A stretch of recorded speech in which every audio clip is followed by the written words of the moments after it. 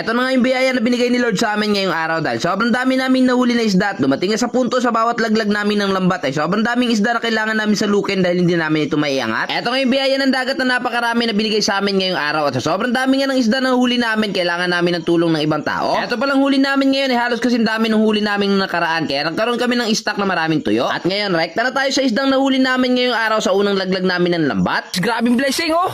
Ang daming isda. Laka, wait lang ba? Oh, umagang-umaga. Tingnan nyo. Wow. 3 klaseng isda.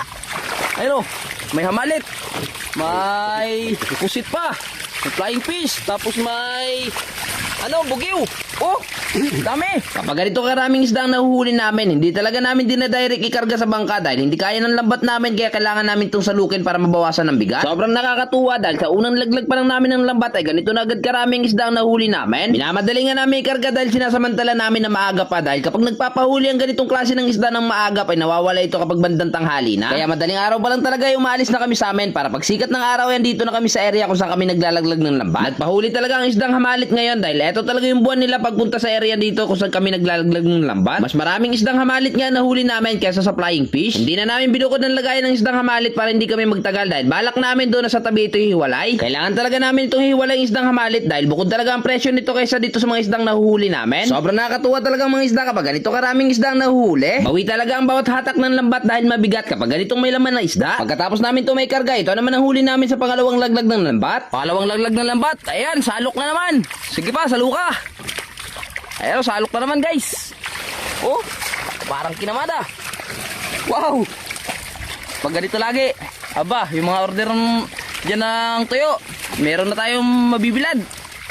Ayan o, daming order.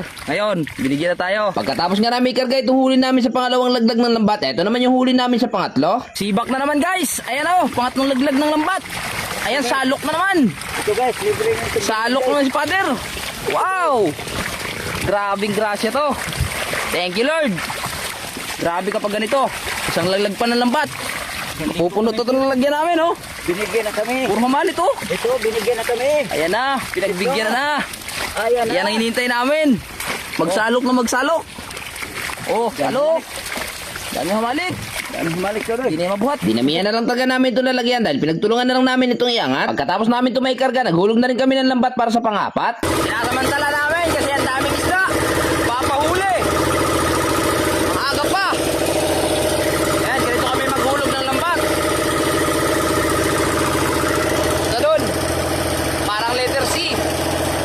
Para pag hila ng lubid, punta doon. Dito na sila pupunta.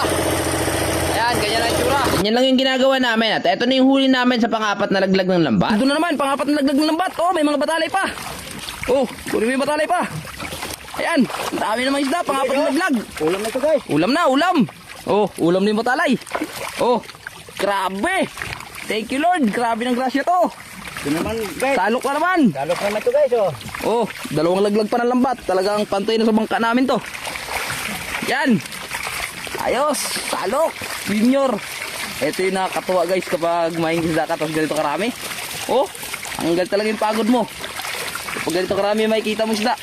May mga hamalit na naman.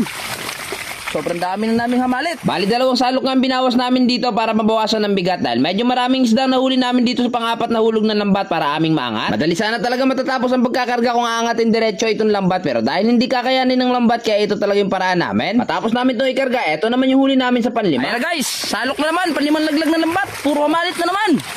Oh, grabe kakasalok ni Father. Sawa si Father kakasalok oh. Wow. Ayan na. Grabe na. Malik talaga ang dami. Sobra-sobra itong grasya na to guard. Grabe naman yan, no? May ibang klase ng isda na kami nahuli, oh. Kasi hindi pati nag-iisa. Parang mga 5 piraso. Lapis. Lapis. Tawagin kong lapis. You know? Ang dami. Wow! Biyaya ng dagat. Sobrang dami. Yung huli namin guys, oh. Papantay na sa bangka namin. Isang laglag pa ng lambat. Talagang lalangoy na si Papalinyo pa uwi. What? Sa dami nga ng isdang nahuli namin, kuha pa talaga kami ng ibang isda na bihira lang din namin nakukuha. Lapis pala ito kung tawagin dito sa amin at malala din ito makatinik at para din danggit. Ito pala yung unang beses namin makahuli ng ganitong klase ng isda sa tagal-tagal kong kasama sa laot. Sa dami na nga ng isdang nahuli namin, pakiramdam ko 2 hulog na lang ng lambat at hindi na talaga ito kakayanin ng aming bangka. Eto na yung pinakamaraming hamalit na paglaglag namin ng lambat, guys. Ayan o. Puro na talaga hamalit. Grabe. Oh. So mahal pa naman ang kilo niyan, 150 per kilo. Oh, di ba? Oh, sa lahat na gusto diyan. Hala, salubong. Oh. Sinalok na ni Father. Talagang mag-i-enjoy ka kasalok niya sa sobrang dami. Oh. Grabe. Wow. Oh, tanggal ang pagod. Oh, hindi na mabuhat. Ayos. Grabe na. Blessing yan. Thank you, Lord. Thank you so much. Grabe. Bawing-bawi yung 3 araw namin. Nagtag 2 kilo lang huli. Ito. Sobrang bawi. Ayan. Pinuno na namin itong para pagtulungan na lang namin sa pagbubuhat. At sa puwitan namin dyan kakarga at subsub na kami, oh. Dinamihan na nga namin ang laman itong pansalok namin dahil balak namin ikarga ito sa hulihan para medyo umangat itong harapan namin. Dito na namin kinarga sa may puwitan yung isda, guys. Oh, at lubog na yung unahan namin. Sobrang dami ng huli. Oh. Oh. Sobrang daming isda. Grabe ang blessing na to. Nag-enjoy. Tanggal ang pagod kapag ganito karaming huli.